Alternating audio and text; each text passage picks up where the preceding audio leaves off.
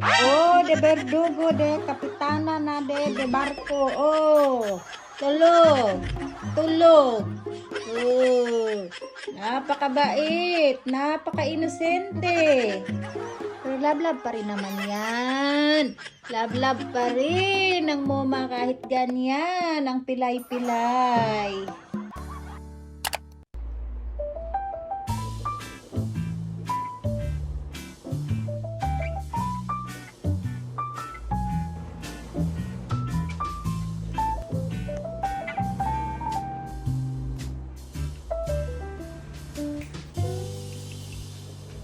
Dahil nga Sunday mga kamuma, so kami ay magsisimba. At ayan, sa mga naghahanap kay Boy Pango, so andyan lang po siya sa cage kasama si Uncle Fifi.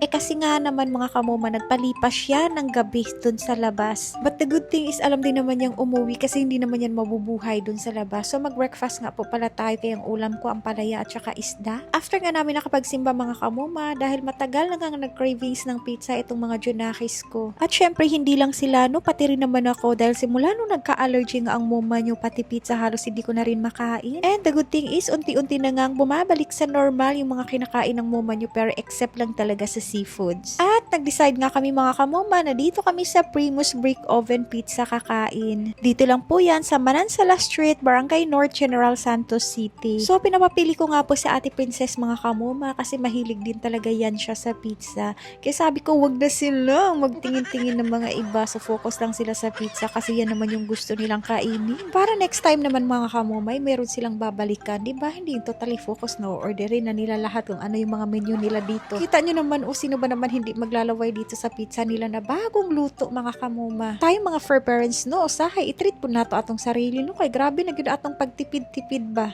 Deserve naman natin kumain ng masarap mga kamomay. Total, hindi rin naman natin araw-araw to kinakain. Alam ko na talaga na naglalaway na sila mga kamoma kaya si Bunso na painom na ng tubig. Kaya sabi ko mag-selfie muna kami no bago sila kumain kay para isend namin to kay Apa.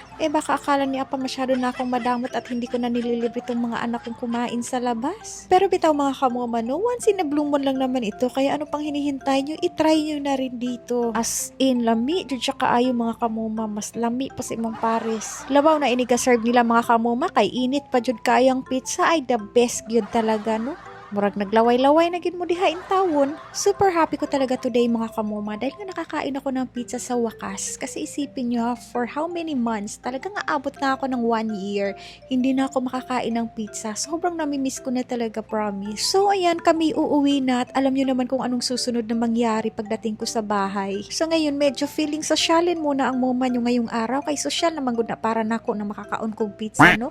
Kaso nga ito pagdating namin, ay abay, nagkaroon ng disgrasya sa daan. Kaya ingat-ingat talaga tayo lagi sa pagmamaneho, no? Kailangan talaga natin magiging alerto. So, ito na nga, pagdating ko sa bahay, ay abay, itong anak kong prinsesa, napakaayahay, tapos pinapalibutan pala ng tubol. So, hindi ko na nga pinapasuot ng diaper yan, mga kamoma, para naman makapagpahinga yung kifay niya kasi namumulan na. Tapos, etong mga anak kong pusay, abay, nag-aabang na sila kay moma. Alam niyo naman kung anong kailangan ng mga to, walang iba kundi cat food. Cat food lang din naman yung habol dito sa atin, mga kamoma. Kasi napapansin nyo kapag kinakarga natin sila, ba'y nagagalit. Pero alam naman natin na meron din naman silang feeling mga kamoma, no? Kaso hindi lang talaga sila showy katulad ng mga aso. So heto na nga ba ang sinasabi ni Moma, tapos na yung buhay na pagkasosyal-sosyal. Inabot lang naman ng 1 oras yung pagkasosyal ko mga kamoma.